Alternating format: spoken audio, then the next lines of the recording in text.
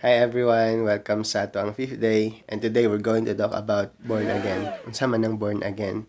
I've heard that, you may have heard that, you may have an idea about that, you may talk about that, you may say na born again ka, but what does that really means? So today, prepare your mind to be blown away by this short video. So I want to make it short, unlike the previous days, kasi mahirap sa editing. And so, prepare your hearts for this. So before we start, let's hear this song. Can't go back to where I used to be. Everything in me has changed. So go and try to call me by my old name. I know I'm not the same. I'm not the same. 'Cause he gave his life. I'm crucified in the love of Christ. I am hidden in his heart. I am born again, not broken. I hear my Father calling. This is who I'm meant to be, a child of the King. I ain't listening to the lies. I see things through his eyes. My heart is full of life. I am more than I can see, 'cause Jesus lives in me. I'm his completely. I'm not the same, 'cause he gave his life.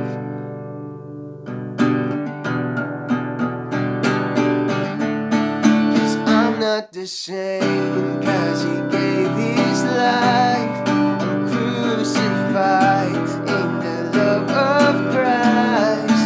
I am hidden in his heart.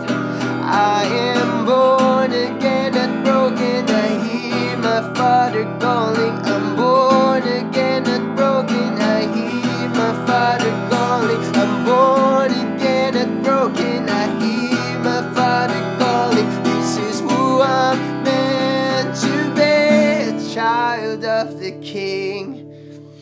Thank you, Jesus. Okay, so before ta mabalik sa 1 John, ato sa John 3. So sa Gospel of John, ana si Jesus, no one can enter the kingdom of God unless they are born of water, unless they are born again. John 3 verse 3. No one can enter the kingdom of God unless they are born again. Okay, what does that mean? Kasi, ana siya sa verse 5, verse 6 na flesh give birth to flesh, but the spirit gives birth to the spirit. And so, we are all in the flesh, diba? We are all born into Adam, ingon sa Bible. We are all born into Adam, that's why we are all born sinners. So, we were all born sinners. And so, we cannot inherit the kingdom of God. A sinner cannot inherit the kingdom of God. And we were sinners. So what did Jesus do? He placed in you, He placed in us, His Spirit. When He died sa cross, ginimpiyuhan ta niya para ibutang ang new nature. And that nature is imperishable. Imperishable na siya. The nature of Christ in you. Like, ang godly nature. Nawala man na siya since the fall. We're going to talk about that today, so prepare your mind to be blown. No, so be excited and open your heart. So niana si Jesus about ana, so nag-discuss pa sila ni Nicodemus. You can read sa John 3 ana. No, then dito na tong John 3:16, for God so loved the world that he gave his one and only son, that whoever believes in him shall not perish. So unsa do ang perishing? Ganina ingon ako, our flesh, di ba? Ang perishable cannot inherit the unperishable. And the kingdom of God is unperishable. It never ends. A sinner cannot inherit that kingdom. We were all born, with a sinful nature. That's why we cannot enter it. That's why we sin, because we have that nature. So that's why Jesus came, the Lamb of God who takes away the sins of the world.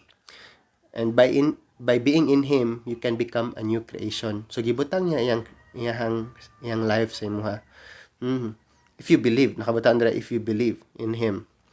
Sa verse 17 sa John 3, for God did not send his son into the world to condemn the world, but to save the world through Him. So, wala ni abot si Jesus diri para i-condemn ka. No matter what you've done, or no matter what you're doing right now, basig nag-live ka sa sin, no? Basig na ay sexual sin, or basig na ay lust, basig na ay greed. I want to point that out because some of the people, or many na akong nailhan, they don't know they're sinning.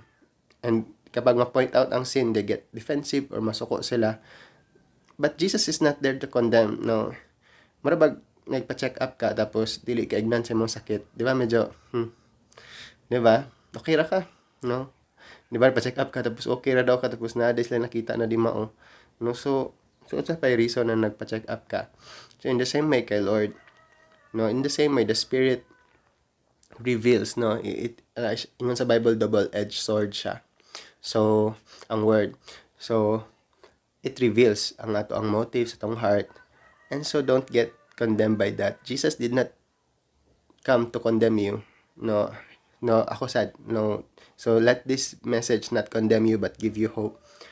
Ana sa 18, sa verse 18 sa John 3 gyapon, whoever believes in Him is not condemned, but whoever does not believe is condemned already because they have not believed in the name of God's one and only Son.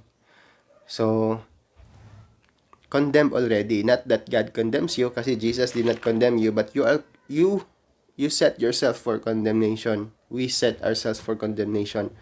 No, so sa verse 19 nakabutang, light has come into the world but people love darkness instead of light because their deeds were evil.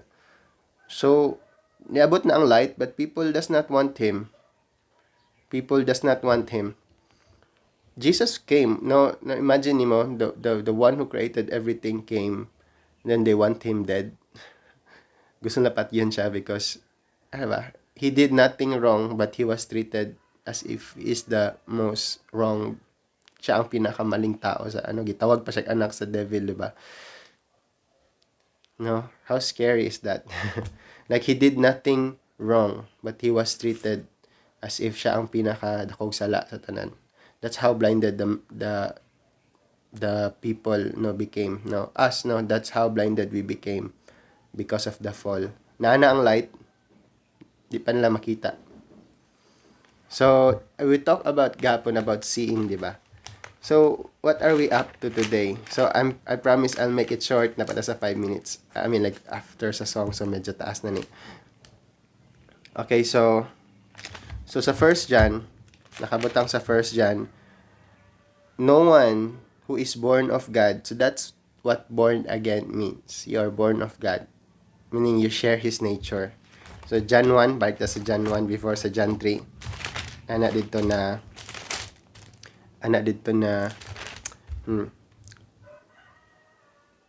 Yet to all who did receive Him, to those who believe in His name, He gave them the right to become children of God.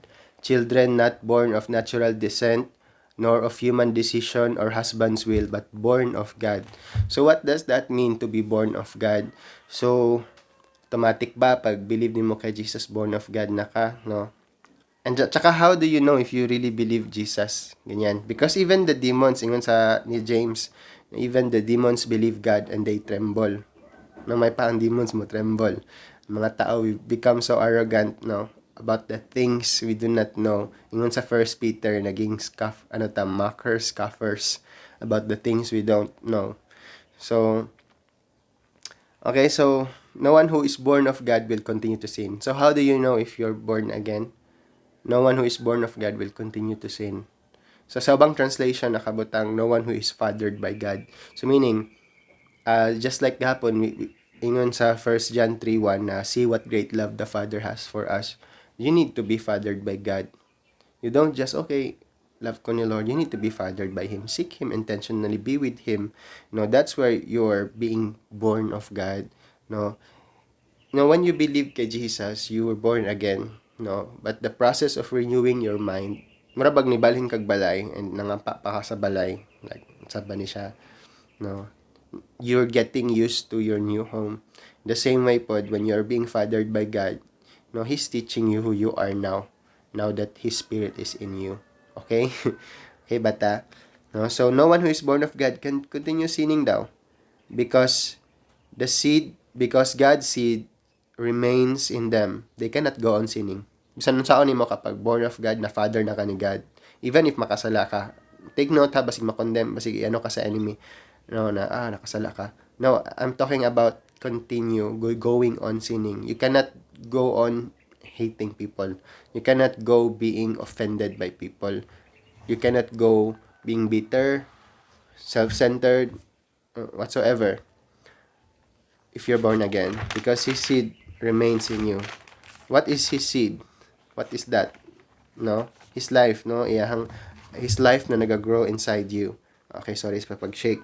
So, alala nyo sa fall, di ba? Giing na ni Lord na si Kuan, si woman, ana siya na, I will put enmity, no, before, I will put enmity between you and the woman. And sa ni woman, tsaka ni ha sa snake, between your offspring and hers. Sa other translation, seed, between your seed and her seed. No, he will crush your head and you will strike his heel. No, so in the same way, no, so the seed sa enemy is ang sinful nature inside us. The seed ni Jesus is ang iyang nature inside us. So we cannot go on sinning if his nature is in us. So kato lang guys, so be fathered by God. No, do not just have na okay, love ko ni Lord. Okay na, forgive na ako. Know him. Pangita siya. Na, more than just praying for your needs, na basi pray lang kalistahan. Okay, nag-pray mo ko every night. Ipag-pray na ako akong family, napag-pray na ako akong mga needs. No. I mean, more than that, you should pray to know God. You should desire with all your heart to know God. If God is greater than your needs, then He must be greater than all your prayer list, diba? So, ito lang, you're born again. God bless.